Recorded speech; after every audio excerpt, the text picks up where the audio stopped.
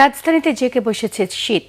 দর্শক, এই মুহূর্তে হাতির ঝিলে আছেন আমাদের সহকর্মী মোবাশ্বের আহমেদ। সরাসরি যুক্ত হচ্ছে তার সঙ্গে। মোবাশ্বের, আজ আবহাওয়া অধিদপ্তর থেকে শীতের ব্যাপারে কোনো তথ্য জানানো হয়েছে কিনা?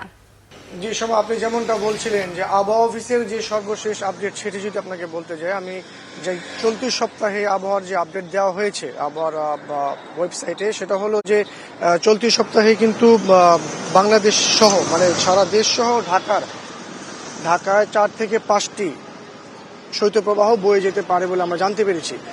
এছাড়া ওই যে 4টা শৈত্যপ্রবাহ বসবে, তার মাঝে 2টা শৈত্যপ্রবাহ হবে প্রায় 8 থেকে 10 ডিগ্রি সেলসিয়াসের মতো, এবং তীব্র থেকে মাঝারি আকারে যেটা সেটা হবে হলো 4 থেকে 6 ডিগ্রি সেলসিয়াসের মতো।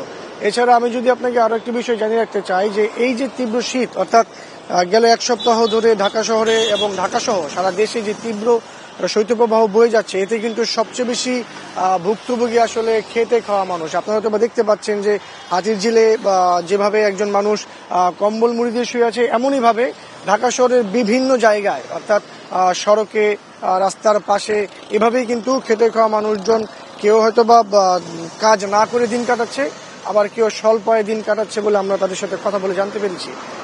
তাছাড়া আরো একটি বিষয় যদি জানি যে এই যে শৈত্যপ্রবাহ, এটি কিন্তু আবারও যদি আপনাকে বলি যে আগামী 7 দিন চলমান থাকবে, এবং এই যে শৈত্যপ্রবাহ সেটি কিন্তু আরো তীব্র হতে পারে, এবং সর্বোচ্চ তাপমাত্রা 4 থেকে 6 এবং সর্বনিম্ন তাপমাত্রা 4 থেকে 5 ডিগ্রি সেলসিয়াস আসতে পারে বলে আমরা জানতে পেরেছি।